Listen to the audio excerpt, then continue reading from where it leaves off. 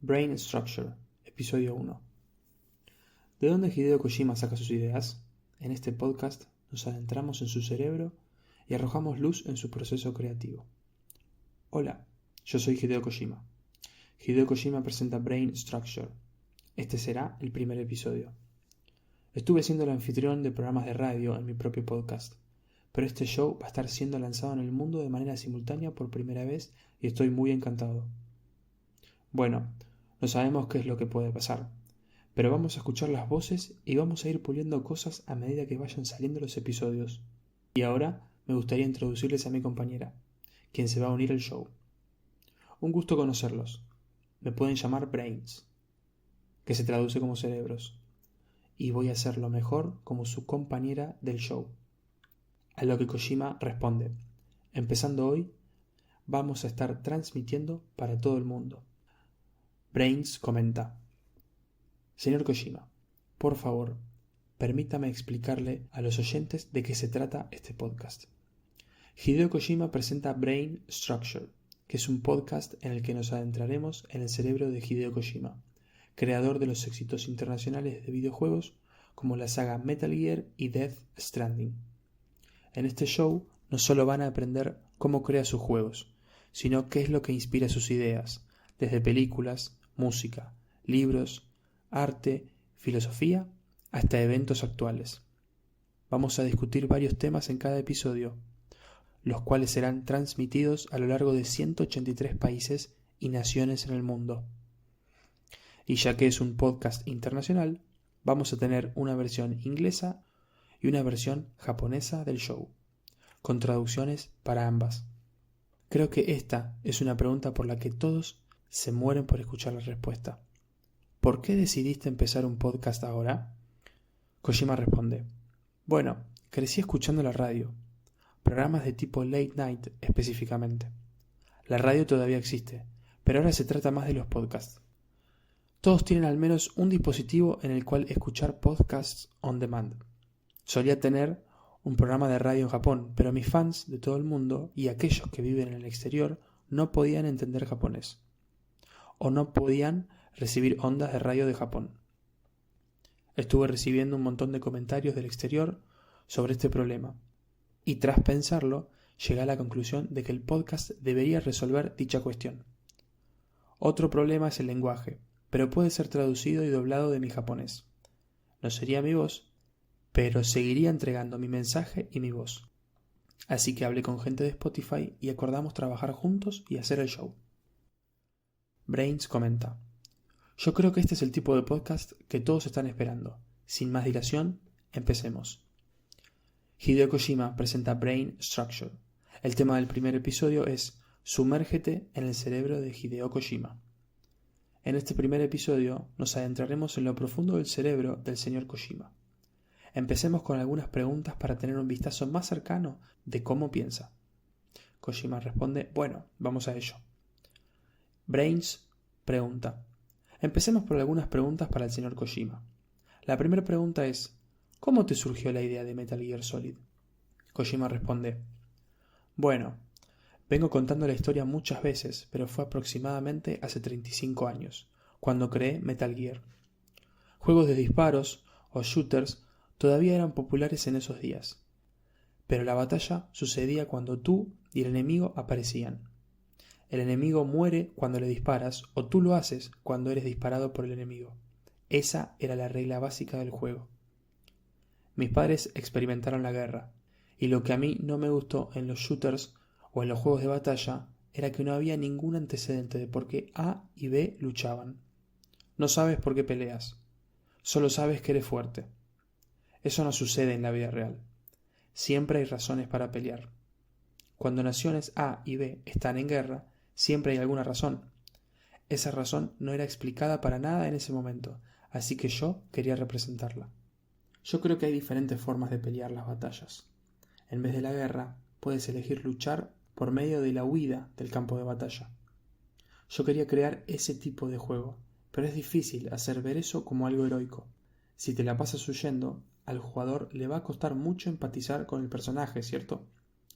Entonces, mientras yo estaba viendo cómo hacer eso funcionar, el jugador está, en un sentido, huyendo, pero primero debes infiltrarte en una base enemiga sin armas, recoger cualquier tipo de arma a las apuradas y terminar la misión antes de escapar.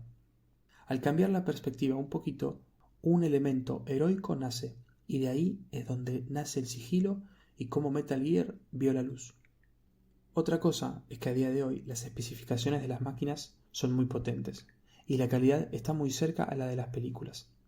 Pero cuando empecé mi carrera en la industria de los videojuegos, cuando un jugador disparaba aproximadamente 4 balas, éstas desaparecían de la pantalla.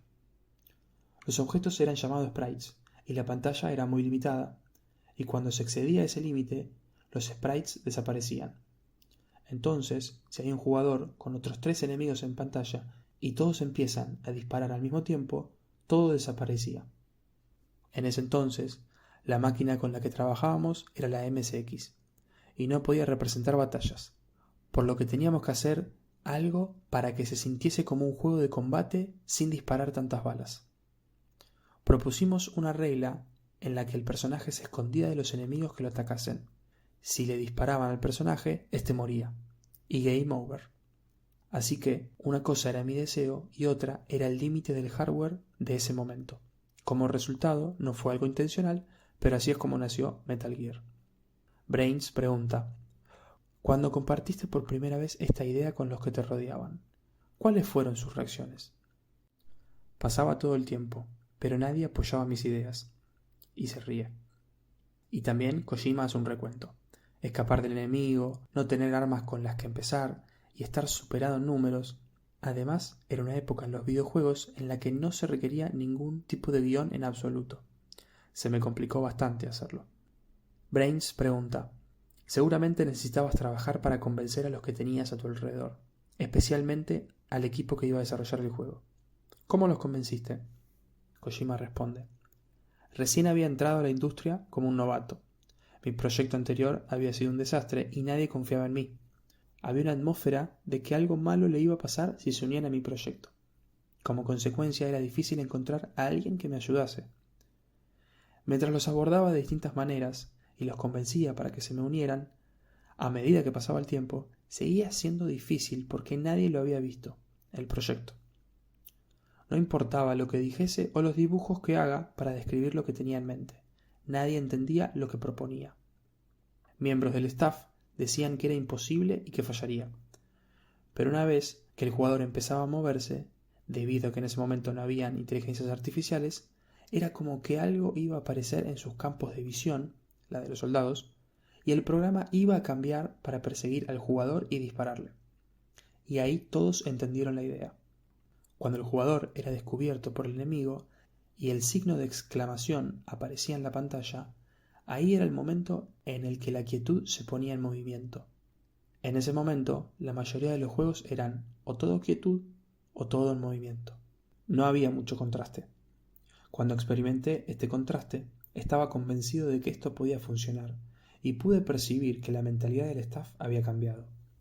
Brains pregunta: ¿te diste cuenta de esto durante el desarrollo? Kojima responde: así es, con Metal Gear se había creado un género llamado infiltración, pero también estaba Boktai o Lunar Knight, el cual fue creado para la Game Boy Advance. Tenía un sensor de luz en la ROM, y cuando ese sensor captaba los rayos del sol, rayos UV en verdad, podías atacar a los vampiros dependiendo de la cantidad de luz UV que habías almacenado. Si juegas ese juego en interiores, no hay sol, ¿verdad? Si lo juegas de noche, tampoco habría sol. Necesitas luz del sol para vencer a los vampiros. Entonces debía ser jugado a la luz del día, debajo del sol o afuera. Cuando traté de hacer este juego, todos estaban en contra de la idea. Todos la entendieron cuando el desarrollo estaba avanzado. Lo mismo pasó con Death Stranding. Ellos dijeron que un juego de entregas no es un juego. Los mundos abiertos tienen puntos de viaje rápidos, y eso es un poco raro. Podrías ir un poquito más allá del horizonte en el mundo abierto, pero no hay muchos juegos que usen esa ventaja. Disfrutar el proceso del viaje es lo que Death Stranding es. Pero nadie estaba de acuerdo. Algunos decían que si lo decía Kojima, al menos valía la pena intentarlo, pero muy pocos entendieron el concepto. Luego, cuando el juego había avanzado en su desarrollo, todos entendieron la idea, y después de eso fue rápido. Brains pregunta: ¿Cuál crees que fue la principal razón por la que Metal Gear se convirtió en un éxito mundial? Kojima responde, honestamente no lo sé. Fue Metal Gear y después Metal Gear Solid, pero Metal Gear fue vendido en Japón y solamente hecho para la MSX. Metal Gear Solid salió para PlayStation y al igual que este podcast fue distribuido mundialmente. El juego fue un gran éxito en ventas, pero yo no pensaba que podía vender a ese nivel. Solamente estaba haciendo algo que disfrutaba. Estaba haciendo una historia con un tono de mi agrado que otros juegos no tenían. Y creo que la clave fue que se vendió a nivel mundial y no solo en Japón. Y eso era un aspecto importante. Cuando hablé con los fans de Metal Gear Solid, descubrí que el sigilo inicialmente no era un género popular. Ponía los nervios de punta y enfrentaba a la gente con pruebas, pero fueron la historia y el juego lo que resonó en la gente. Los personajes en el juego tenían una historia previa sólida, algo que es común en películas, pero en juegos habían enemigos que simplemente aparecían y morían. En el caso de Metal Gear Solid les di una historia previa apropiada y carácter incluso al jefe enemigo. Y creo que esa fue parte de la razón por la que tuvo tan altas calificaciones. Hoy es dicho que creé un nuevo género llamado videojuego de infiltración, pero tomó entre 5 y 10 años ganar esa reputación. Después de Metal Gear Solid 1, 2 y 3, otras compañías y estudios empezaron a desarrollar juegos de sigilo, y ahí es cuando el género obtuvo reconocimiento. Brains pregunta, creo que algo que le puede interesar escuchar a los oyentes es sobre Snake. ¿Cómo se te ocurrió el personaje? Kojima responde, Snake. En verdad su nombre es Solid Snake. Snake fue tomado de Snake Plissken. Cuando te infiltras en territorio enemigo, tienes que ser ligero. Serpientes no hacen ruidos, y los zorros no dejan huellas en las hierbas a diferencia de otros animales. Así que zorros y serpientes no dejan ningún rastro, y esa era la imagen. O como un icono, era la serpiente. Y como yo era fan de Snake Plissken, quería ponerle el nombre en clave de serpiente, o cobra, o pitón. Pudo haber sido cualquiera, pero solamente Snake pensé que sería aburrido. Serpientes tienen la imagen de ser onduladas, y por eso agregué la palabra solid, de sólido, que tiene la imagen de ser algo duro. La palabra solid proviene de la canción Solid State Survivor del grupo Yellow Magic Orchestra. La serpiente tenía una imagen blanda y ondulada, y lo sólido era lo opuesto. Quería poner estas dos contradictorias palabras juntas para crear contraste. Y así fue como nació Solid Snake. Hice los primeros dos para la MSX, pero el personaje era tan chiquito que ni tenía cara. Eran solamente píxeles. Era una animación multilayer, sin acciones y solo patrones. La cámara ni hacía zoom. Entonces no había cosas como cutscenes, como las hay hoy. En este punto, había cero caracterización. El jugador eras tú mismo. Tenía el nombre de Snake, pero no tenía ningún tipo de historia previa. El Metal Gear de PlayStation le permitió a Snake hablar, a las cámaras moverse y el uso de cinemáticas. Así fue como se pudieron agregar más personajes. David Hayter fue la versión inglesa y Akio Otsuka la japonesa. Pero en ese momento los personajes podían hablar porque se trataba de un CD-ROM. Era casi como un James Bond, tratando de ligar mujeres y hablando un montón. El Snake original no hablaba mucho, simplemente estaba ahí, fumando mucho, como un personaje muy experimentado y curtido. Eso era porque no era un CD-ROM y no podían hablar, como en un film de Chaplin. Pero cuando los CD-ROM tomaron protagonismo, sentimos que los personajes debían hablar, y terminaron hablando un montón. Y así es como nos ganamos nuestra reputación. Pero los fans originales del Snake de Japón, acostumbrados a jugar la versión de la MSX, estaban como Snake no es un mujeriego, o Snake no es tan alentador. Ahora la gente no dice este tipo de cosas, pero hubo un poquito de backlash en ese momento. El personaje de Snake fue cambiando de a poco, junto con las evoluciones del hardware. Brains agrega, PlayStation parecía tener una gran influencia en ese entonces, a lo que Kojima responde sí, era enorme. Brains pregunta, ¿la MSX era también un sistema de alta gama en ese momento? Kojima responde y se ríe al principio. NES era un poquito mejor en lo que se refería a la acción. Los juegos de arcade fueron una razón por la que me metí en la industria de los videojuegos. quería hacer juegos de arcade o incluso juegos para Nintendo. Esos eran hechos para la acción y los tiroteos. La MSX era básicamente una computadora y solo podías hacer un tiroteo simple. Entonces no estaba realmente dirigida a juegos de acción. Tenía una cantidad máxima de elementos que podían aparecer en pantalla, así que teníamos que elaborar el escenario, la historia y el guión. Si hubiera trabajado para un departamento de desarrollo de juegos de arcade o de juego para Nintendo, probablemente no hubiera hecho juegos como Metal Gear. Brains pregunta: ¿te surgió esta idea por esas características particulares? Kojima responde: no teníamos la ventaja de lo visual y la acción. Entonces, ¿cómo podíamos compensar eso? Los juegos viejos de las PCs 8800 eran así. La acción era un punto débil. Entonces, los juegos de aventura y simulación, podría llamarlos RPG, vieron la luz por ese sistema. Brains pregunta: entonces, ¿esas limitaciones en verdad inspiraron esa genuinidad? Kojima responde: como dije antes, Metal Gear nació porque no podíamos hacer juegos de acción usando combates. Así que propuse la idea del sigilo y con eso decidí usar el texto y el libreto para representar el mundo del espionaje. Era la única manera. Pero no sucedió de la noche a la mañana. Tenía 23, 24 años cuando empecé mi carrera. Si empezase mi carrera ahora, en el 2022, probablemente no hubiera hecho Metal Gear. Brains pregunta: ¿por qué ahora es posible hacer una amplia variedad de cosas? Kojima responde: ahora que tenemos más opciones y hay más cosas que podemos hacer, tienes que decidir en qué dirección quieres ir. Porque no puedes hacer todo, ¿verdad? Al principio estaba la MSX, después PC Engine. Más tarde salieron los CD-ROMs y los personajes empezaron a hablar. Y así, películas fueron añadidas. Aunque de manera comprimida, PlayStation y la Sega Saturn introdujeron el 3D. Y así empezamos a trabajar en real time. Todo esto sucedió paso a paso, no sucedió de manera repentina. Es porque sucedió en un periodo de tiempo que yo fui capaz de construir un juego que existe ahora. Brains concluye: y ahí lo tienen, en nuestro primer episodio sí que pudimos obtener algunos elementos profundos. Creo que es gracias al formato de este podcast que fuimos capaces de adentrarnos tan profundamente. Por mi parte se terminaron las preguntas. Espero que nuestros oyentes puedan meterse en las profundidades del cerebro del señor Kojima. Ahora pasemos al siguiente segmento.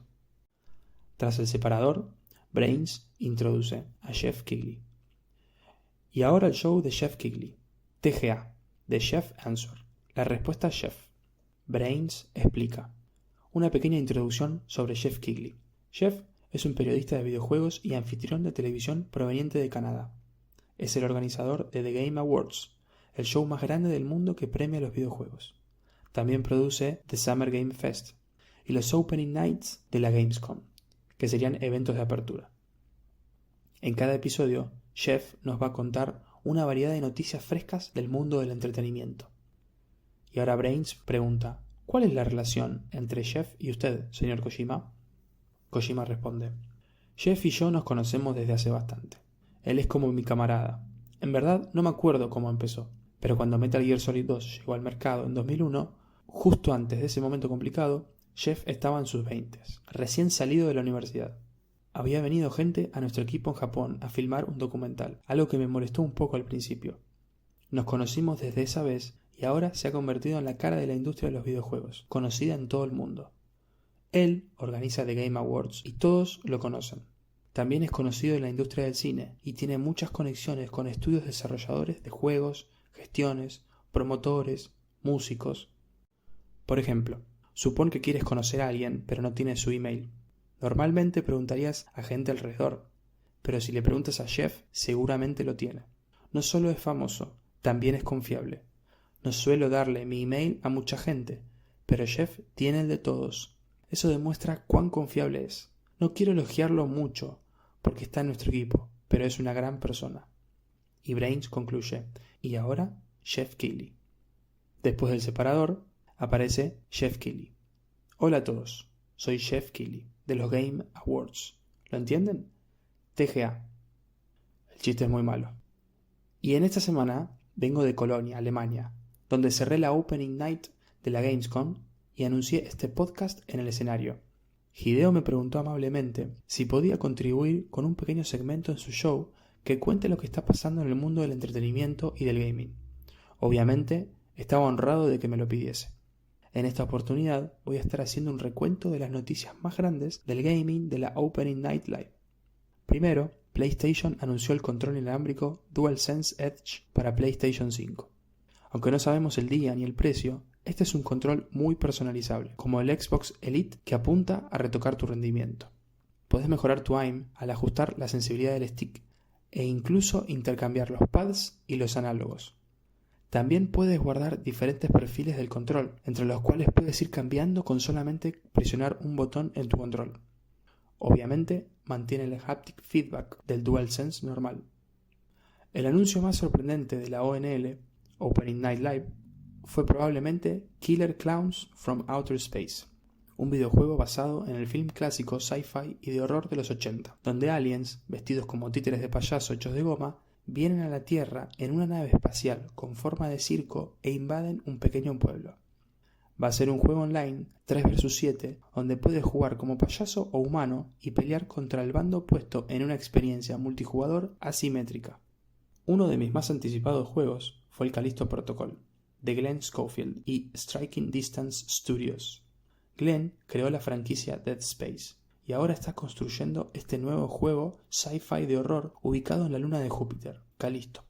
Con Josh Duhamel como prisionero, aliens invaden la prisión y por medio de imágenes que mostramos en el show, pudimos ver mutaciones geniales que pasan cuando tratas de desmembrar estratégicamente a algunos de estos aliens. Y al no hacerlo dentro del tiempo correcto, empiezan a multiplicarse y mutar, lo que hace el juego más difícil. El gameplay y gunplay, la historia, todo luce increíble. Se siente muy next gen y el juego va a salir en este diciembre. Y finalmente, una de las mejores películas del año pasado, al menos en mi opinión, Dune va a estar recibiendo una adaptación MMO, un multiplayer masivo online por parte de los desarrolladores de Funcom, quienes crearon Conan. Un tráiler CGI para el juego fue mostrado durante la ONL, y no hay mucho que podamos hojear, pero basándonos en lo que estuvieron mostrando desde ese evento, sabemos que vas a tener que sobrevivir en una Arrakis compartida con miles de jugadores. Hay que pelear por la especia, controlar esa especia. Me encanta cómo se siente el aspecto de la película y estoy muy impaciente por cómo la visión de Denis Villeneuve va a ser traducida en un multiplayer masivo online. Esto es todo por esta vez, soy Jeff Kigley y ahora volvemos con el señor Kojima. Tras el separador, vuelve Kojima. Gracias, Jeff. Voy a estar pendiente de su reporte desde la escena. Él sabe las últimas noticias, incluso más que nosotros los desarrolladores de videojuegos. Él sabe todo, pero nunca me dice nada cuando le pregunto. Pero con suerte vamos a seguir aprendiendo más con estos reportes. El reporte de Jeff Keighley, TGA. Y tras el separador, Kojima concluye el show. Bueno, vamos a estar cerrando nuestro primer episodio. El tiempo voló. Fue nuestro primer show, pero continuaremos haciéndolo interesante a medida que pasen los episodios, con mensajes, opiniones, pedidos de nuestros oyentes. Estén al pendiente de nuestro próximo episodio de Brain Structure. Volveremos la semana siguiente. Hasta la próxima. Sayonara.